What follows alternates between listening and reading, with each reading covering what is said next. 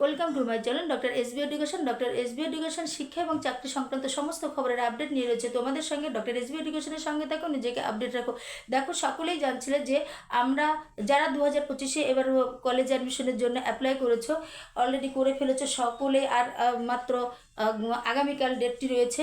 যাই হোক, তো আমাদের ওবিসি সংক্রান্ত যে সমস্যাগুলো ছিল সেই সমস্যা গতকাল তার সবুজ সংকেত পাওয়া গেছে এবং সঙ্গে সঙ্গে পোর্টালে কিন্তু প্রচুর চেঞ্জেস চলে এসেছে। তোমরা এই চেঞ্জেস যারা অ্যাপ্লাই করেছিল 1 তারিখের পূর্বে, তাদের সকলের জন্য কয়েকটি চেঞ্জ রয়েছে, আপডেট রয়েছে, সেটা খুব ভালোভাবে দেখতে হবে এবং ইমিডিয়েট সেটা করে ফেলতে হবে। প্রথম হচ্ছে তোমরা অ্যাপে যাবে, অ্যাপে গিয়ে অ্যাপে তোমার আইডি দিয়ে লগ ইন করবে। লগ ইন করার পর সেখানে দেখবে আপডেট ক্যাটাগরি আসবে। আপডেট ক্যাটাগরিতে তুমি সোশ্যাল ক্যাটাগরি যে থাকছে সেখানে তুমি আনরিজার্ভ হলে কোনো সমস্যা নেই, ক্লিক করবে, তুমি চেক করবে, সেভ করবে।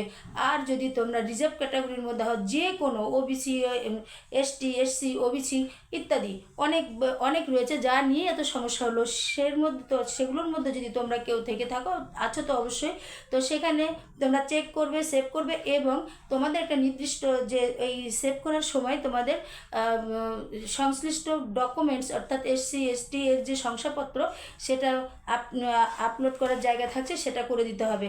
এইবার হচ্ছে তোমরা যেখানে করতে হবে, তারপর তোমরা যে ড্যাশবোর্ডে যাবে সেখানে তুমি ক্লিক করে তোমার সমস্ত প্রোফাইলটি, তুমি কোন ক্যাটাগরি এটা ওটা সবটা মিলে তোমার ফর্মটা দেখতে পাবে।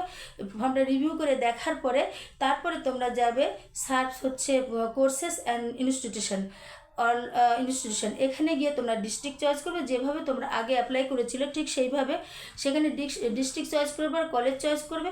কলেজের পরে তুমি কলেজগুলো চয়েস তুমি করলে ঠিক আগের মতোই। এরপর তুমি এখানে দেখা যাবে যে তুমি যে কলেজ করতে চাইছো সেই কলেজ তুমি করবে।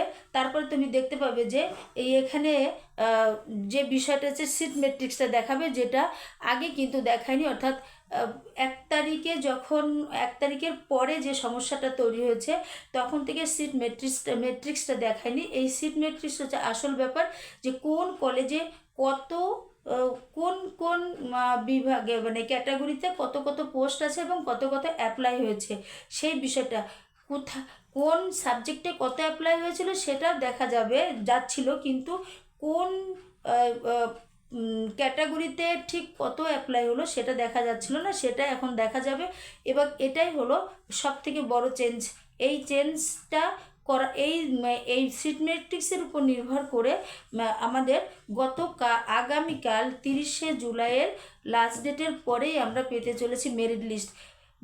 হাইকোর্টের যে সবুজ সংকেত, সেই সবুজ সংকেতের পরেই কিন্তু সিট ম্যাট্রিক্সটা দেখানো সম্ভব হচ্ছে। এবং আজকের থেকে তোমরা সকলেই যারা অ্যাপ্লাই করে ফেলেছো 1 তারিখের পূর্বে পর্যন্ত, তোমরা সকলেই কিন্তু তোমাদের সেই ওই দুটো বিষয় তোমাদের, একটা হলো আপডেট ক্যাটাগরিজ আর এই কলেজ সার্চ কোর্সেস ইনস্টিটিউশন, এই বিষয়টি তোমাদেরকে দেখতে হবে। আর যেটা ক্যাটাগরিজ ফর্ম যেটা বলা হচ্ছে সেটা কিন্তু জেনারেল এবং রিজার্ভ এবং আনরিজার্ভ সকলকেই করতে হবে এবং যারা মানে রিজার্ভ রয়েছে তাদের সংশ্লিষ্ট ডকুমেন্ট সেখানে শো করাতে হবে।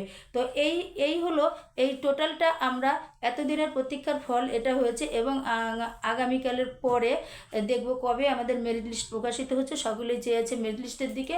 ঠিক অল্প টাইমের মধ্যেই এই কাজটি হয়ে যাবে আশা করা যাচ্ছে। আর তোমাদের বেশি সময় ব্যয় করতে হবে না। আর আমি আগের ভিডিওতে বলেছি যে পড়াশোনা শুরু করো। তোমরা তো নির্দিষ্ট সাবজেক্ট নিয়েছো এবং তোমাদের তো কোনো অসুবিধা হচ্ছে না, ভর্তি তো তোমরা হবেই, তাহলে পড়াশোনা শুরু করে দাও।